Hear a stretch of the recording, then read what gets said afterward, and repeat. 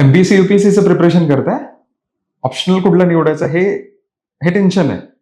C let me tell you की geography तुमचं golden ticket का असेल. Geography optional.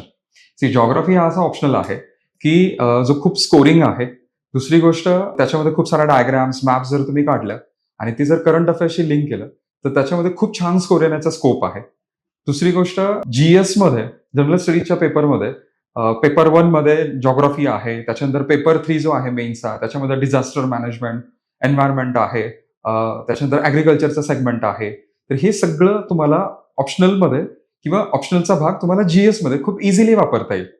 दुसरी गोष्ट एमपीएससी मध्ये जर पाहिलं तर महाराष्ट्राचा भूगोल आहे, पॉप्युलेशन आहे.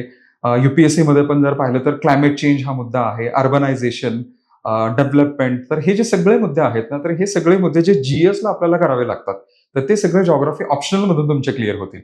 दुसरी गोष्ट जे करंट अफेअर्समध्ये आपण न्यूजपेपर करतो तर तो न्यूजपेपर करत असताना सुद्धा जर जॉग्राफी ऑप्शनल असेल तर त्या न्यूजचं बॅकग्राऊंड जिओ पॉलिटिक्स एखाद्या गोष्टीचं एखाद्या घटनेचं तर हे समजणं खूप सोपं असतं आणि त्याच्यामुळे जॉग्राफी ऑप्शनलचा डेफिनेटली तुम्हाला उपयोग होऊ शकतो.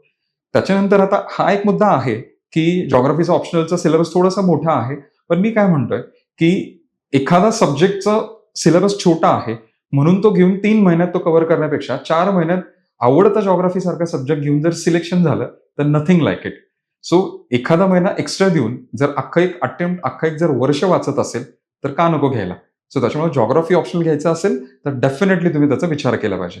Thank you so much. सो जॉग्राफीच्या अशाच काही कंटेंटसाठी लाईक, शेअर आणि सबस्क्राईब आवर्जून करा आणि तुम्हाला कोणत्या कंटेंट बद्दल अजून नवीन इन्फॉर्मेशन पाहिजे ते कमेंटमध्ये सांगा. Thank you so much.